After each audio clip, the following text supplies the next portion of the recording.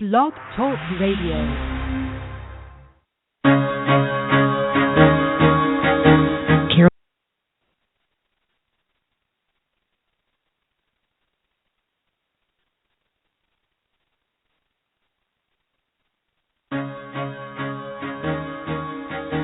Carol the Coach. Sex, love, and relationships. We talk about it here. Carol the Coach. Compassion with contemporary relevance. I am a psychotherapist. I can be your personal life coach, and I can help you with your issues. There are no problems too small or too big. You can talk about anything. Speaker, columnist, radio TV host, and commentator. Carol the Coach brings messages of wellness and empowerment within reach of everyday people every day. Almost 5 years ago, I lost my soulmate in an accident. He was killed in a plane crash. Life just, for me, has seemed to stop. There are groups all over the city. I teach one. It is a specific way to start thinking so that you shift how you see the world, which then shifts your energy, and then you feel better and you actually see things differently. Carol the Coach. Always available, too, at carolthecoach.com. Now, I've got Russell on the line. I'm 47 years old. I'm a truck driver. I'm married. I have a wife in San Francisco. Okay. I haven't been home in 6 months. My thing is, I don't know if I have a sex addiction or what the problem is. Why do I want what I can't have? And as soon as I can have it, I don't want it anymore. You're right on target when you say, I don't know if I have a sexual addiction. Well, guess what? Yes, you do. And you know what? That's my specialty, Russell, so you're at the right place. Continue. I meet women online, and I'm in a different part of the country. I travel all 48 states, so I love sex. I hear self-esteem issues. You never felt good enough, and you didn't feel like you were getting what you should have then, and you're reenacting that now. Do you want to change that about yourself?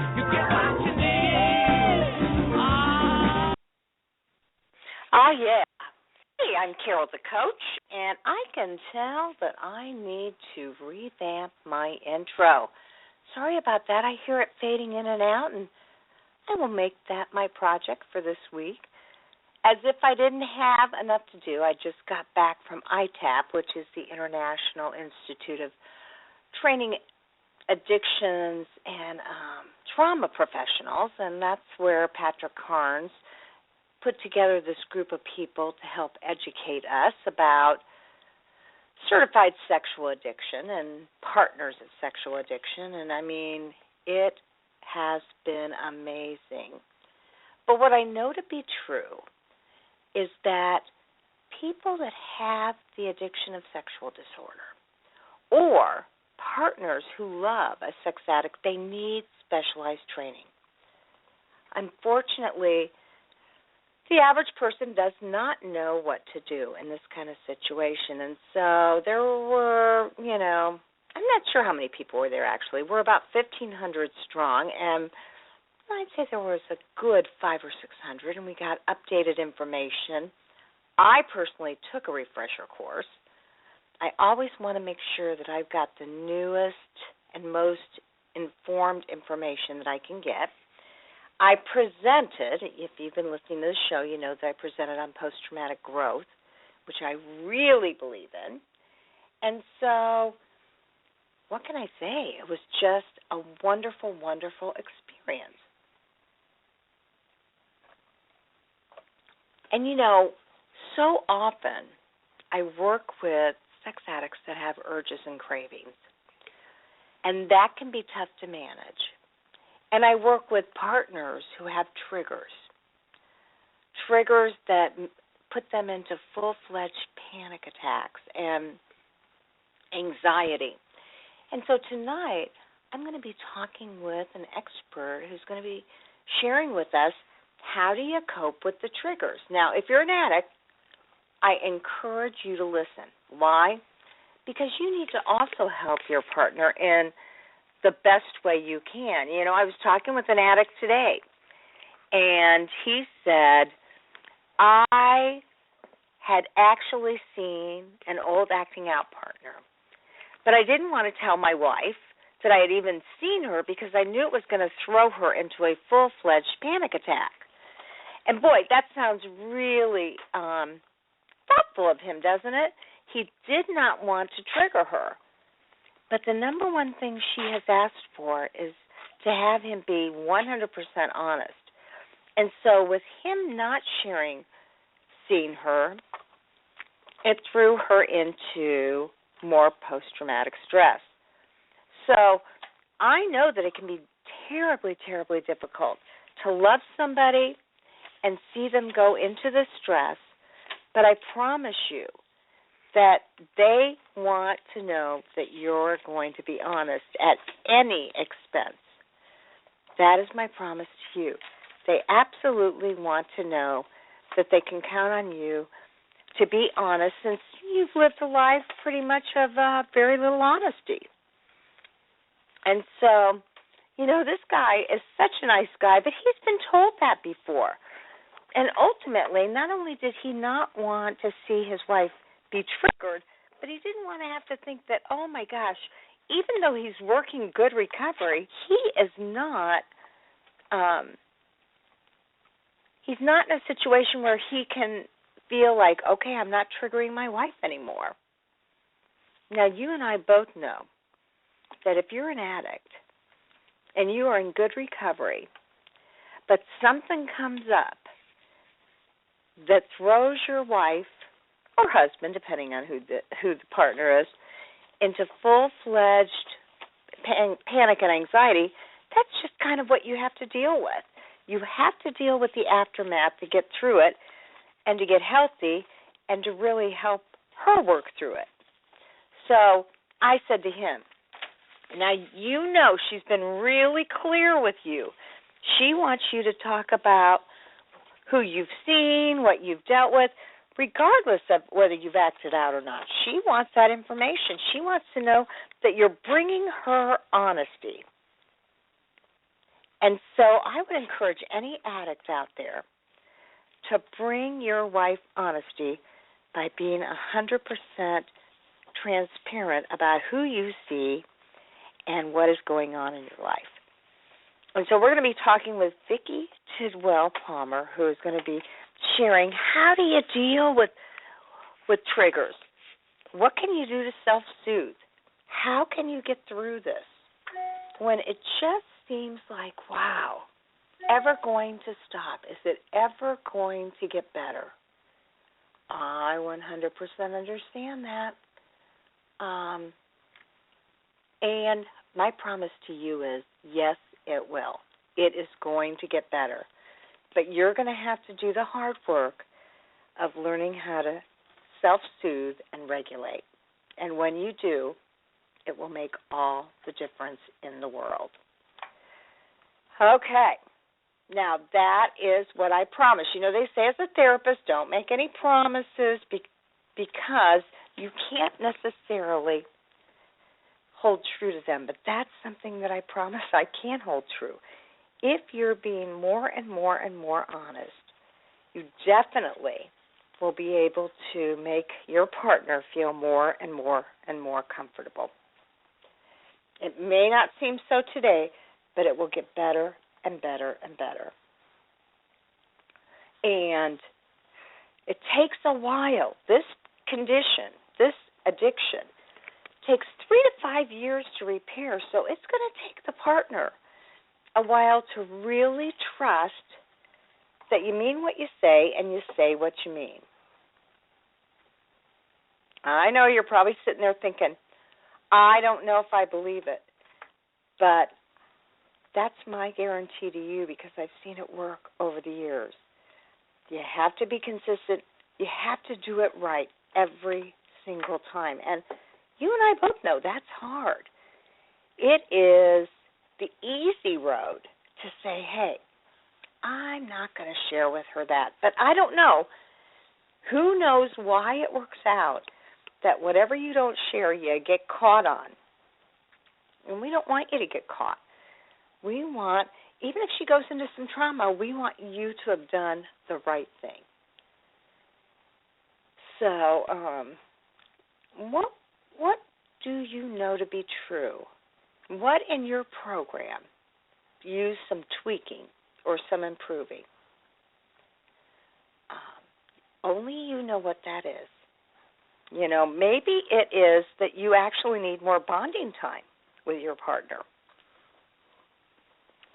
Maybe it's that, your therapist told you to have check-ins and you just haven't been as rigorous with sharing how your week's going, how you're feeling, what struggles you're having, and what you want to do to connect to your partner. Now, in therapy, I have this exercise, and it goes like this. How would you rate the quality of your relationship from 1 to 10? 10 being fantastic, 1 being not so much. Now, let's say that your partner looks at you and says, I'd rate it a 4. The next thing you say to her or him is, what would it take to make it a 5? In other words, we're not looking for absolute perfection. We're looking for improvement. And maybe your partner would say, I'd like you to cuddle with me more at bedtime. Or maybe your partner would say, I'd like for you to take care of the kids at night. Or maybe your partner would say, I'd like to have more one-on-one time and know that I'm not making a choice that makes you feel like I don't care about you. Now, that's a great exercise to try, and I'm going to ask you to do that. Again, it's simple. It goes like this. Why don't you rate our relationship from 0 or from 1 to 10? What number would you give our relationship today? 10 being that it's absolutely great, 1 being that we need to make improvements. They pick a number, and whatever number they have, you bump it up 1 more. Well, you said our relationship's a 7. What would it take to make it an 8? And then listen intently for whatever it would take to improve your relationship. That is a regular marital assignment that I give anybody, but it works with addicts and their partners. And if you're a partner listening to this show, this really does apply to your spouse because let's face it, if you don't talk about the hard things, they don't get talked about. And I really want you to make the most out of your marriage because this is not a dress rehearsal. This is about taking your life to the next level. And that's what I want you to do. Okay. That is a simple assignment that you can do to make your life better.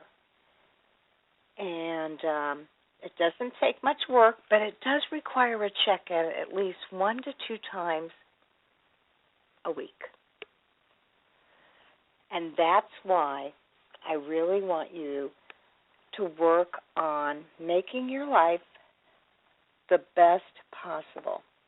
Can you do that for me? Excellent, excellent, excellent. Okay, so now I am really looking for lots of ways that you can feel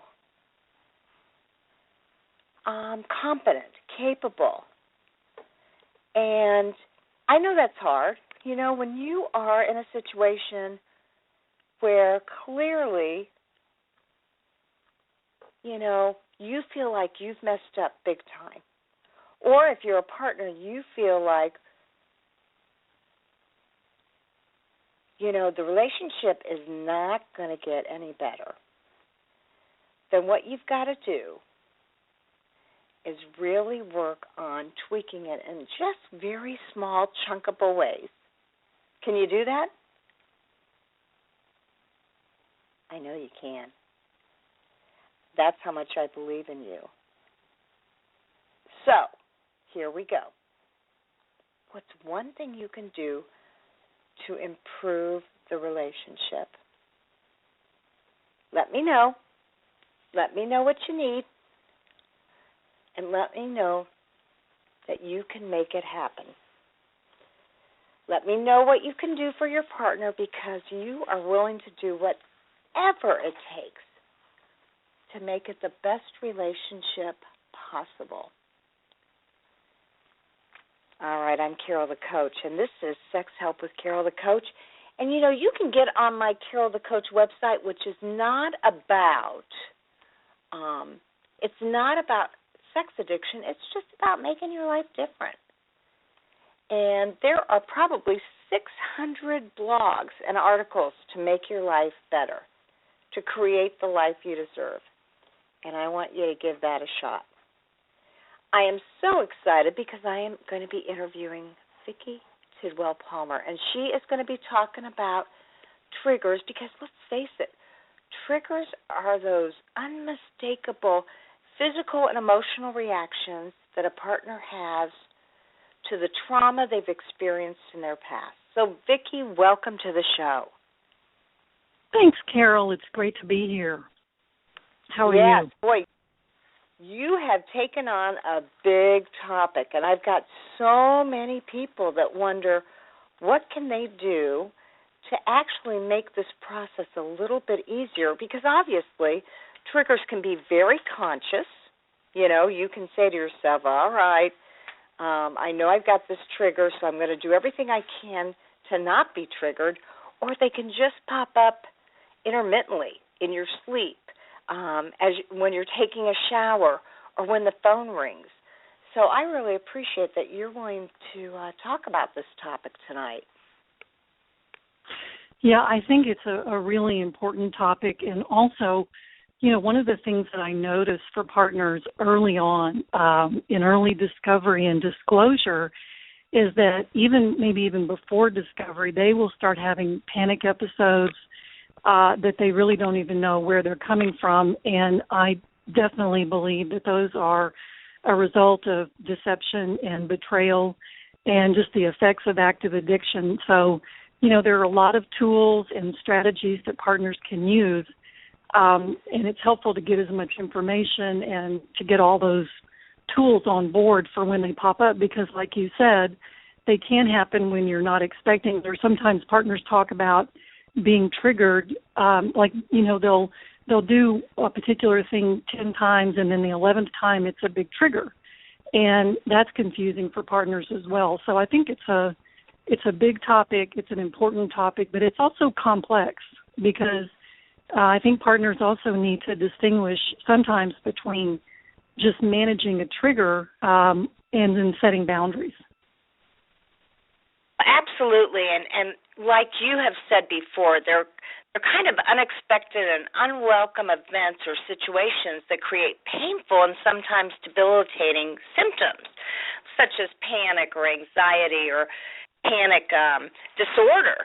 So tell me a little bit about some of the people that you've worked with and some of the experiences they've had that have had to do with their either post-traumatic stress disorder or their panic disorder. Yeah, in terms of the panic episodes or the panic disorder or having anxiety attacks, those typically happen more in the either pre-discovery or early discovery stages, and they'll happen in situations that you would not necessarily associate with sex addiction or sexual betrayal. So even everyday events like just being on the freeway, which, that's stressful in and of itself, but, driving on the freeway or going to a grocery store and just, being in a store, for example, those are actually very common times for partners early on to have panic episodes, and I've seen that in several clients. And they can manifest in a lot of different ways. And, when this happens, it's really helpful to figure out how to help partners manage these, because sometimes they go away quickly, and sometimes partners can do just very simple things. Like I've had partners who've tried tapping. I don't know if you're familiar with tapping, but EFT or tapping is a tool that has been very helpful for partners. And there's just, a lot of different strategies, including, even in advance, doing a lot of really good self-care and making sure that you're taking care of yourself physically and emotionally and spiritually. But, it's almost endless the way that triggers can manifest. And what I always say is that triggers are highly individualized, and so sometimes what will trigger one partner does not trigger another partner at all. And I encourage partners not to be, not to judge themselves around that, because they may wonder, well, why is this so activating or triggering for me, but it's not to another person? And there are so many different reasons why that may be the case. The partner's temperament, their own history, the particular betrayal that they've experienced. So, I think it's important for partners to realize that really anything can be a trigger. A facial expression, a person, it's just really limitless. Now, so for some of our partners, they may even say, how do I know if I am triggered? Let's go into some of the symptomatology that says, hey, you've been triggered.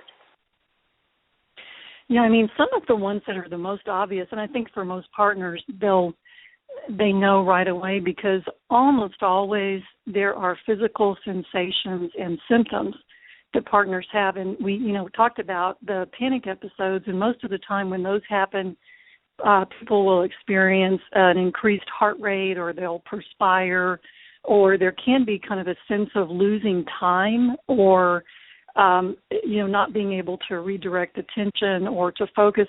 Also, partners can go into fight, flight, or freeze responses.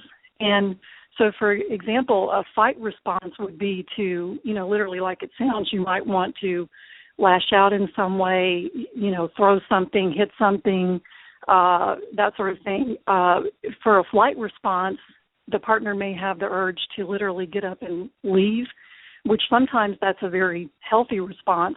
And actually, I'd say all of these are normal and healthy responses. Some of them have to be managed. For example, fight. But flight could be just wanting to run away or just get out of the situation. And then freeze is just what it sounds like. You literally just feel frozen in place, or you don't know what to say next. You don't know what to do. And so those are just some of the ways that triggers feel for partners. Absolutely. And it is very important for partners to be aware of and understand their specific triggers so that they'll know whether they should go into self-care mode or, do some breathing or visualization. And like you said, I'm very aware of the tapping technique. Can you share with people what the tapping technique is all about?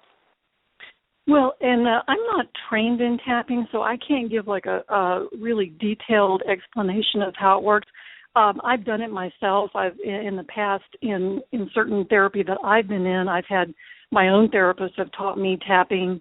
But really, it's just it's very much systematized, and so the person who teaches you tapping will tell you specific places to tap on your body.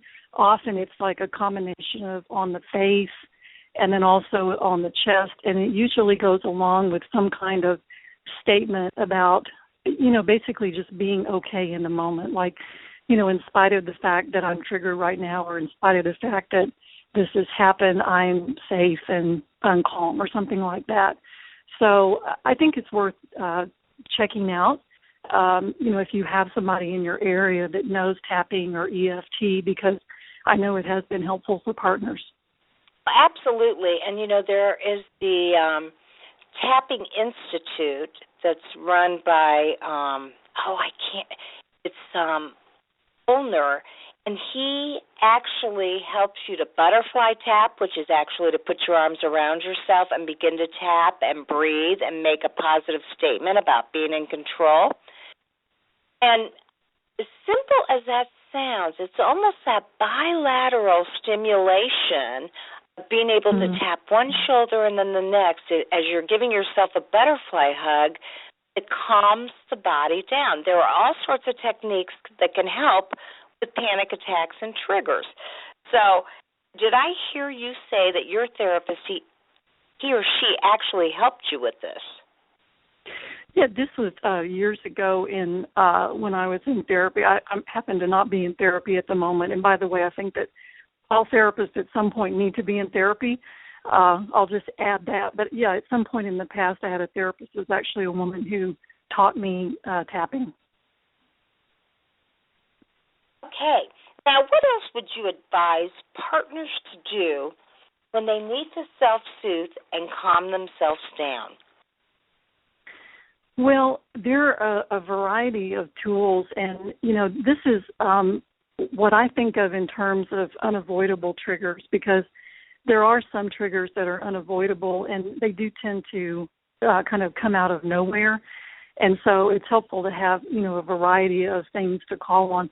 I think that the things that can help immediately is if you even pre-trigger, so prior to having the trigger, that you can have certain phrases or prayers or mantras or positive self-talk, anything like that you can immediately call on to calm the situation down. I mean, even something as simple as all is well, or a scripture particularly meaningful to you. And I encourage partners when they're trying to pick these sort of go-to phrases or prayers to really see how it feels in their body as they say it. So when they're calm, sort of trying these out and finding out what kind of impact it has on their nervous system, because those are the ones that you'll know are very powerful that you can use. And I even encourage people to write these down and keep them. You can even tape something to the dashboard of your car. You can have something on your phone as a screensaver on your computer to just remind you of these kinds of things. But, journaling is helpful, learning how to do basic meditation. And I've been a practitioner of meditation and mindfulness for about 25 years. And I often teach partners mindfulness techniques or how to do just simple meditation, just being aware, bringing awareness to the in-breath and the out-breath. That is one of the best tools to use because your breath is available anytime. It's one of the few things that we can count on. I encourage partners So if you were helping a client to do that, how would you sit her down and what would you tell her to do?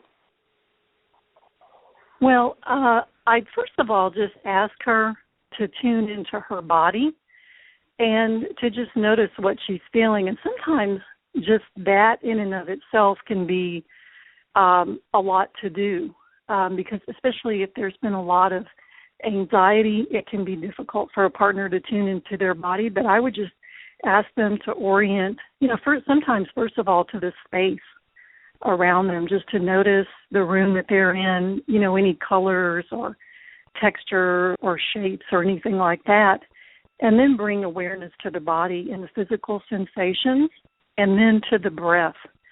And, it's helpful to notice the sensations of the in-breath and the out-breath, but most of us experience that in different places, meaning sometimes we notice it in our abdomen, the in-breath and the out-breath, or sometimes in the chest. So you just find where you feel the in-breath and the out-breath most, and then you just start to notice that. You're just being curious and paying attention, and you don't need to try to breathe in any different way. You're just noticing and being aware.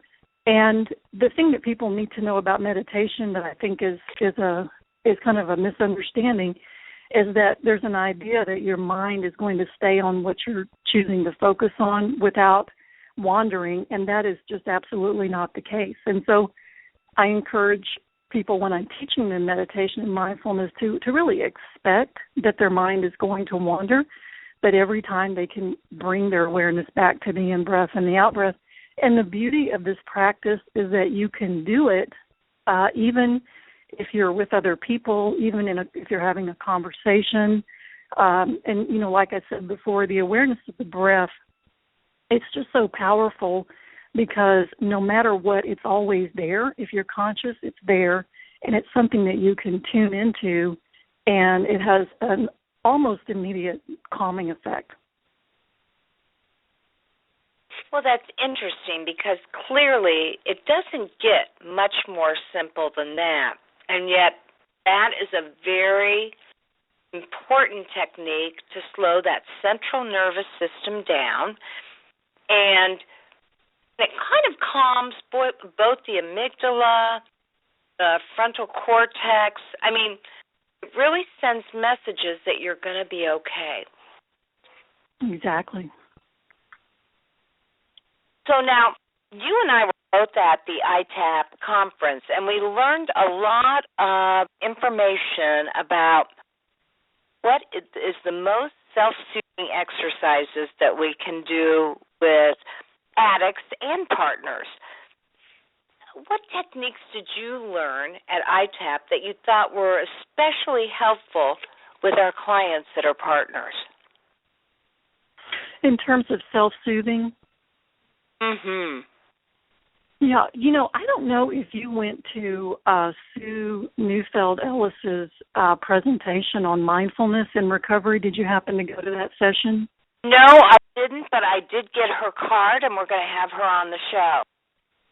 Oh, fantastic. I enjoyed her session, and, even though I've been practicing meditation for a very long time, I learned some new things in that particular session.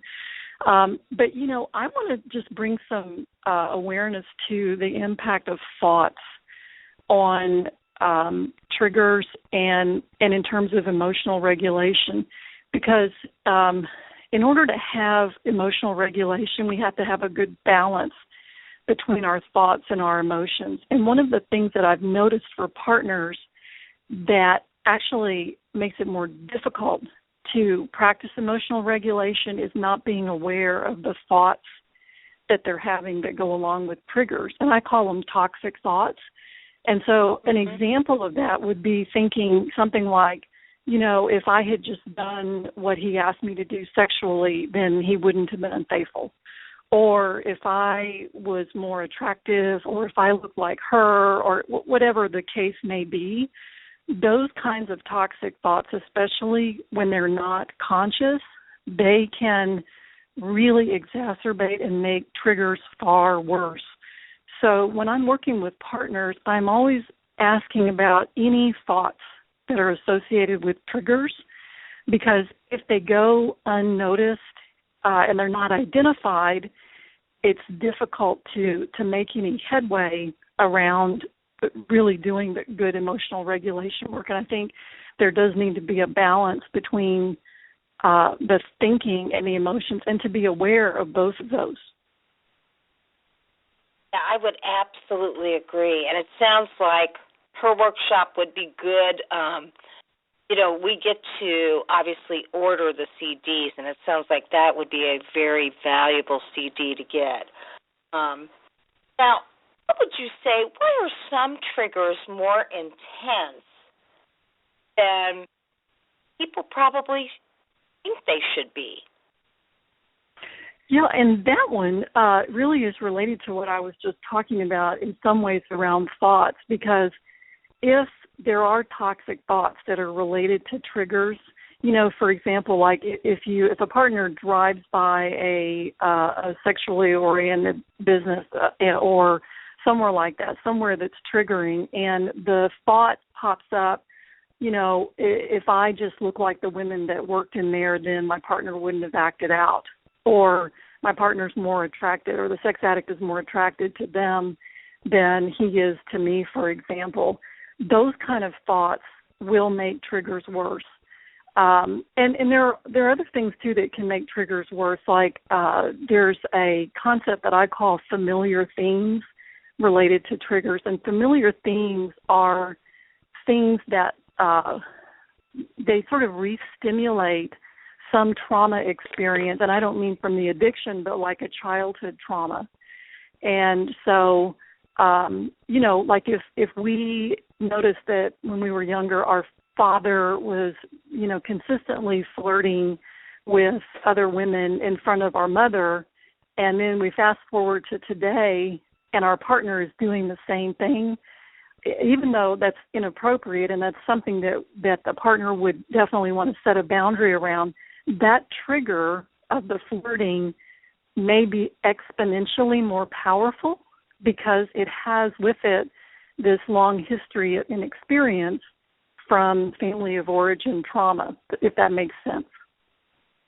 Oh, absolutely. It's kind of like the accumulative response. You see it in your partner, the addict, and you've also seen it or grown up with it with your family of origin, and so it has exponential intensity. Right. And, it can be also a matter of temperament because, we're all individuals and we have different temperaments, and those things, too, there's a lot of factors that can go into why they can feel more intense than you think that they might. Now, how did you get to be such an expert working with partners? What was your drive? What compelled you to say, I want to work with this population? I would take it back to even when I was in graduate school, I happened to see Pat Carnes. I'm in Houston. I'm in private practice in Houston, and this was many years ago, and he came to Houston, and at that time, I really didn't even think about becoming a CSAT. But after I saw him present in Houston at a conference, I decided that I wanted to do it. And then as I started working with partners and sex addicts, because I've worked with both, I still work with both, I just really get a lot of satisfaction working with partners and seeing the transformation and their empowerment over time and their ability to set boundaries. And, really I just find their resilience and their courage and their strength to be just inspiring. So that's the Reader's Digest short version of how I came to be working with partners. Okay, so in lots of ways you were inspired by their strength and their resiliency. Yeah, and, I'm sure you probably had this experience as a therapist, that one of the things that makes, being a therapist very rewarding is to see the transformation of clients. And, I've seen so much transformation in the partners that I've worked with. And, in fact, I have a partners group that meets on Monday mornings, and the meeting was this morning. And, every time that group ends, I'm just so kind of blown away. And these are women who've been in recovery for, 3 to 5 years or longer. They've been on this path for a long time. The way that they support each other and just their courage and strength and also clarity is, it's just very rewarding to work with them. I bet. We all have our special populations that we are either, we admire their courage or their resiliency, or we admire the trauma they've been through and know that they can actually make sense of it eventually, and we want to be a part of that. And certainly, I have to tell you, Vicki, I have never worked with a population that has been through so much pain. I've worked with sexual abuse. I've worked with veterans, but partners of sexual addiction really have been through a lot of pain, in part because the addicts didn't know, about disclosure. They didn't know how to share information all at one time, so the partner was re-traumatized.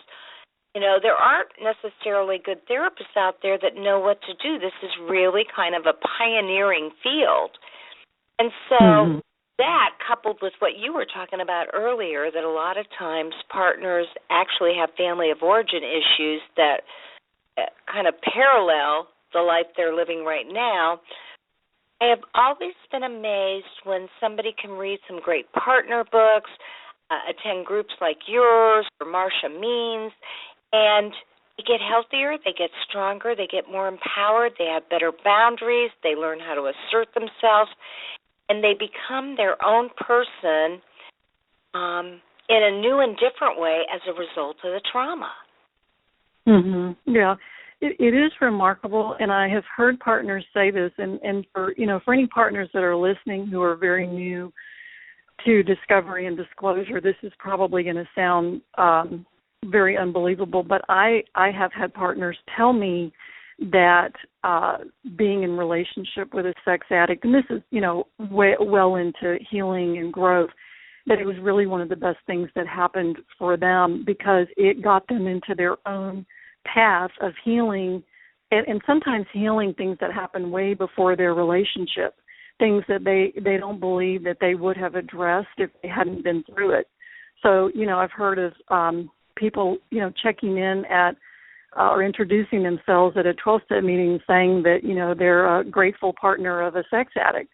And, that's a whole other level, but it really speaks to that resilience and courage and strength that I mentioned before.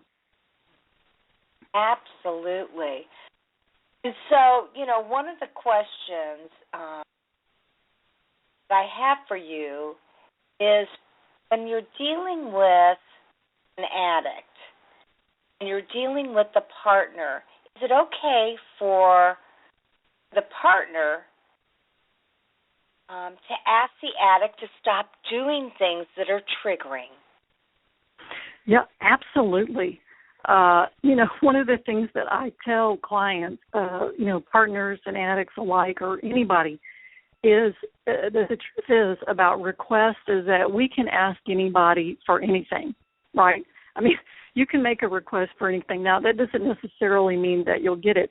But when I think about partners and triggers, I see these being in two different categories. So, for example, there are things that are triggers for partners that are absolute boundary issues.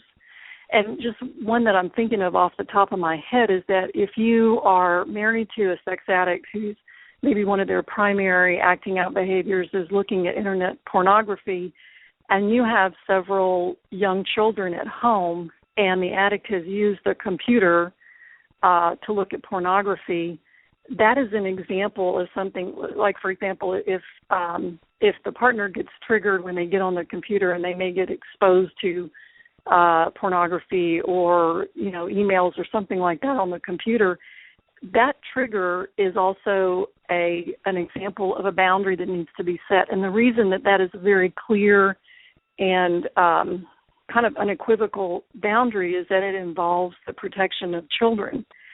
And so in that case, that's a boundary that really the partner can do something about herself.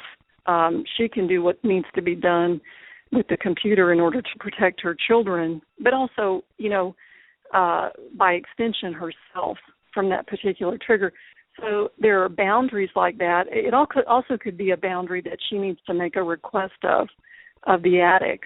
And so those, I really like to distinguish between issues of being triggered by something where there definitely needs to be a boundary of some kind set, or something that's a trigger that is just, here's an example.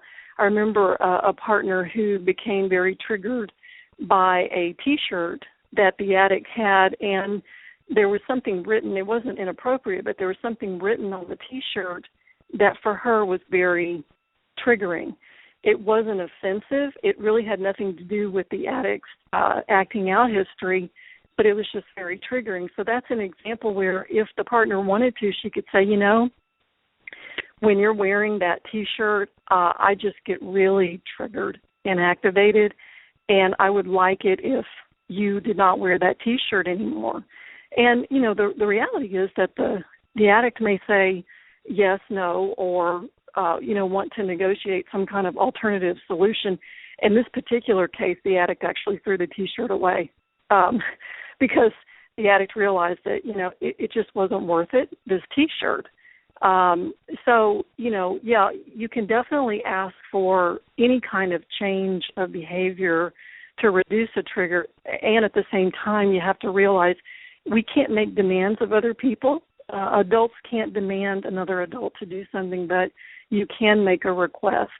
And, then if the request isn't accepted, then you may have to figure out what to do after that, either to manage the trigger, or there could be some kind of boundary that needs to happen as a result of that. But, going back to the original question, absolutely, you can make a request for a boundary or some kind of behavior change in order to either, reduce or eliminate a trigger. Well, it's interesting because I had a man tonight. Now, he has really, as an addict, he has done a great job of stopping all of his acting out behaviors.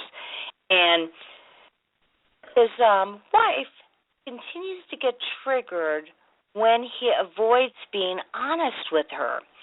So, for instance, he saw an old acting out partner while he was at a conference. And he was going to tell her. I mean, that's been an issue for them. She has said, I want to know when you see your old acting out partners. So he said, I got in the taxi. I was ready to tell her, and he called her, and he said, hey, babe, what's going on? She said, you know what? This is the first weekend I have felt free. I have felt like I have let go of a lot of my baggage. I am so happy. And what did he do? He immediately said, oh, I'm not going to ruin her day. I'll tell her tonight when I get home. And then she was so happy when he got home. He said, oh, man, I'm going to have to tell her tomorrow. I cannot watch her go into Triggerville. So he made that turn into a 3-day process. And when he did tell her at the end of the weekend that he had run into this old acting out partner, she went ballistic. She got triggered. Right. She said, you're a liar. You're a bastard. I hate you. You know, this is it. We're getting a divorce.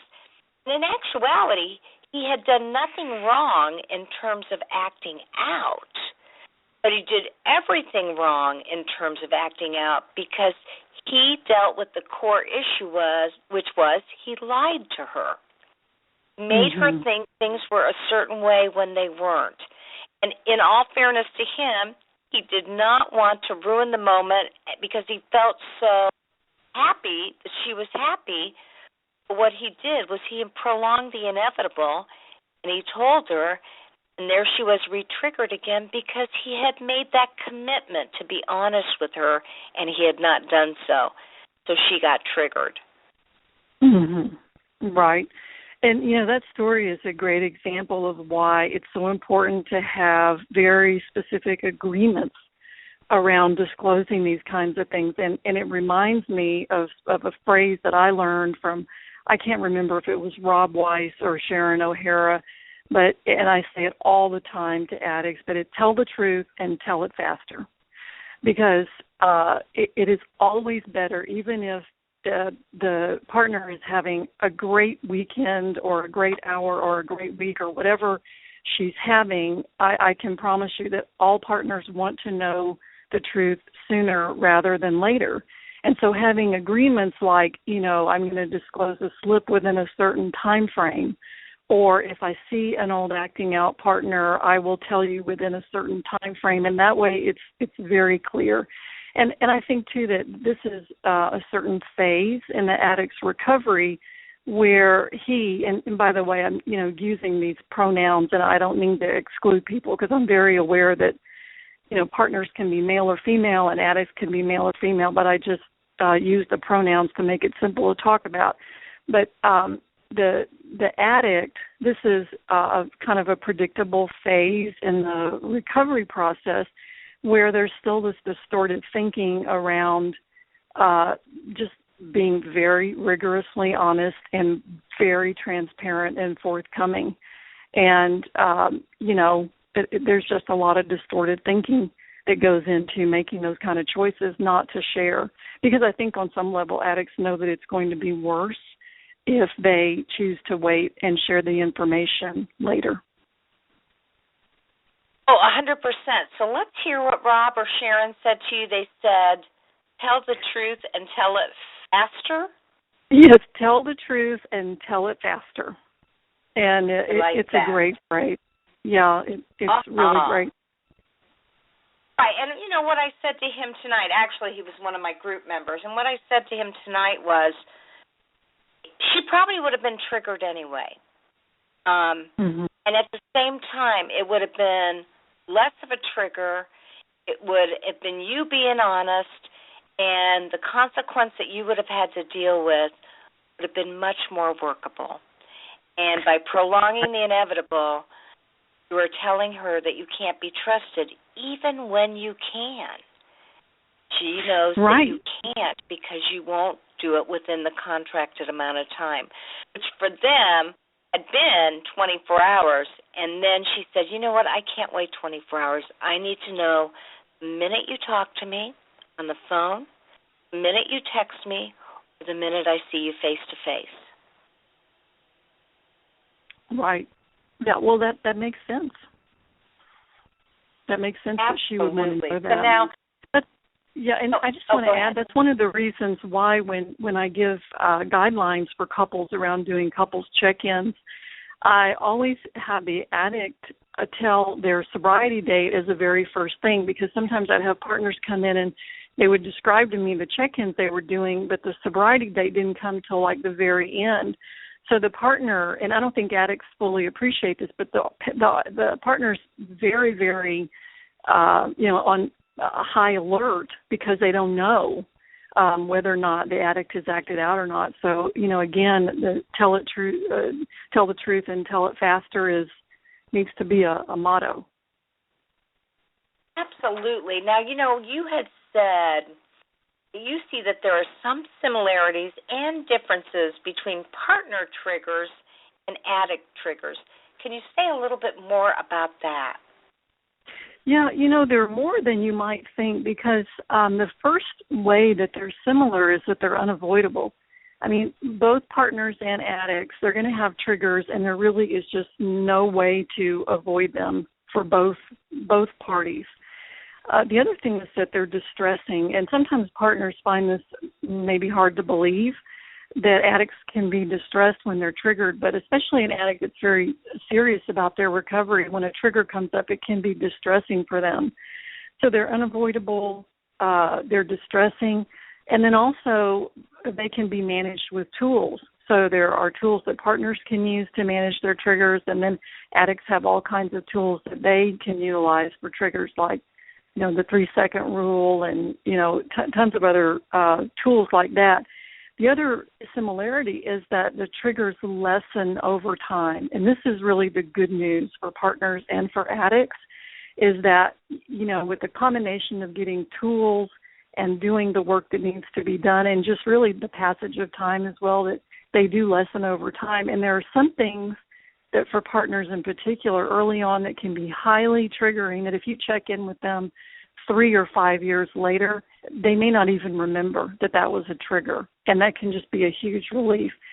Another similarity is that the triggers may be a result of trauma. This is always true for partners, for sure. However, it can also be true for addicts, because sometimes, depending on the addict's history, they may have a trauma history that gets sort of reenacted in the present or gets reactivated in some way. It's not always true for addicts, but it sometimes is that their triggers are related to a past trauma. So there really are quite a few similarities. So how often do you work with addicts? Regularly. I mean, I have I work with addicts right now in individual therapy, and I also have group psychotherapy with addicts. That's a once-a-week group, and I've probably done close to about 20 formal therapeutic disclosures, either as the partner's therapist or the addict's therapist.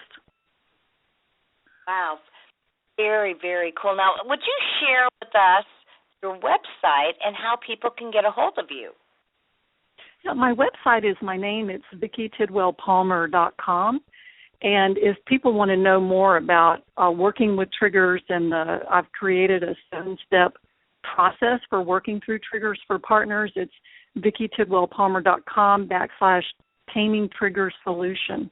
And you can find out more. I've also written a lot about triggers on my blog recently. And so if you go to my blog, which is on the homepage of my website, you can read a lot of tools and strategies and just kind of my conception of how to work with triggers for partners. That's wonderful. And how many blogs would you say you have? Blog posts? I have one blog, but blog posts, oh my gosh. I've been blogging for about 2 years, and, it's hard to say. I'd say at least 40. The other thing about my blog, too, is that you can search it, and I'd encourage partners to search my blog. For example, I've got some guidelines for recovery check-ins, So if you just search my blog for check-ins or how to take timeouts, that's another one that's really helpful for partners, how to take a relational timeout. But you can search my blog for any topics and then read the posts that are related to it. That is very cool. So one more time, if they want to contact you, they can go to your website, and it is? VickiTidwellPalmer.com. Okay, and that would be B-I-C-K-I. Yep. B-I-C-K-I, Tidwell, T-I-D-W-E-L-L, Palmer, P-A-L-M-E-R. All right, and would you consider yourself more of a partner specialist or an addict specialist or both? I'd say it's probably 60-40 because I do work with addicts and I enjoy working with addicts for different reasons. But my focus lately, and I think you probably know this, but I've just written a book for partners called Moving Beyond Betrayal. And so recently my focus has been more for partners, and my blog is for partners as well. So, but I enjoy working with both populations. Yeah, how long did that take to write that book? I'd say from start to finish it was about a year and a half, even though before that I had thought about it and written just some preliminary work on it. But, I didn't have quite the idea crystallized until later. And, for any aspiring writers out there, too, I'll tell you that a really great way to get a book written is to blog. Because, you can start blogging about what you want to write about, and it's just a great way to keep writing and to be accountable around writing. Because when you know that people are out there and they're, waiting to read whatever you're going to write next, or they're counting on the information, it's a form of accountability, and I think it's really helpful for no matter what you're wanting to write about. All right, so you would say to anybody who wants to begin to write, they've in their mind formulated that they have some expertise they want to share, start blogging and do that consistently, and that will help you to outline perhaps what you want to write for your book. Yeah, it definitely can. It's one strategy, and it definitely worked for me. And I'm very excited about this book. It's Moving Beyond Betrayal, the 5-step boundary solution for partners of sex addicts. And it will be released in May of this year, and it's available on Amazon right now for pre-order. Well, that's fantastic. Yes, we'll be looking for that book because I find that for so many people, they don't have certified sex addiction therapists or partner therapists, and they don't know how to get the information they need. And so books and bibliotherapy is the number one way to do that. Absolutely. All right. Well, we have to end, but is there anything else that you would like to share with our listening audience about triggers? What I'd like to share is that, especially for partners that are right in the beginning stages of discovery and disclosure, that I really want them to be assured that there are specific things that they can do, whether it's learning self-soothing or all these different strategies that we've talked about, and, including setting boundaries, that there are specific things that they can do that they have power over, beginning as soon as they're aware of it, to either reduce their triggers or to eliminate them. And I'd also like to add that in the beginning, I think it's completely okay to, use a little bit of avoidance around some things that are triggering. I don't think it's a long-term solution, but I don't want partners, sort of beating themselves up because they really feel like they need to keep themselves safe and not engage in some activities or relationships for a period of time. So I just want them to know that, there are tools, there are things that they can learn how to do to manage them themselves, and that they absolutely do get better and they do go away. Oh, yes. I'm glad you left that hope, strength, and recovery. They do get better. You can learn how to turn them down as time goes on and you get stronger and your addict gets stronger, or you end up removing yourself from that situation. That combination works really well too. So, Vicki Tidwell Palmer, thank you so much for talking about a subject that is just so prevalent in the lives of addicts and their partners. I so appreciate it. Again, your book is coming out. One more time, that book is going to be called Beyond. Yeah, it's Moving Beyond Betrayal, and the subtitle is The 5-Step Boundary Solution for Partners of Sex Addicts. Fantastic. And it's available on Amazon for pre-order. All right. You make sure to send me an email the week before it comes out so that I can start hyping it up on the show. Partners need that kind of information. Thank you so much. I will. I'd love that. It'll come out in May, and I look forward to it, and I appreciate the opportunity. Absolutely. You have a great week. Thanks. You too, Carol. Bye-bye. Bye-bye. All right. That was Vicki Tidwell Palmer talking about triggers. And we've had a great show tonight. Thank you so much for listening. As I say at the end of every show, there will only be one of you at all times, so fearlessly have the courage to be yourself. You can get through this no matter whether you're the addict or the partner. We're here to help you. You can go to sexhelp.com. You can go to sexhelpwithcarolthecoach.com, or you can give me an email. Send me an email at carolthecoach@aol.com. I'm here to help you get through this situation and grow stronger. That's the hope, strength, and recovery of this addiction. Have a wonderful week.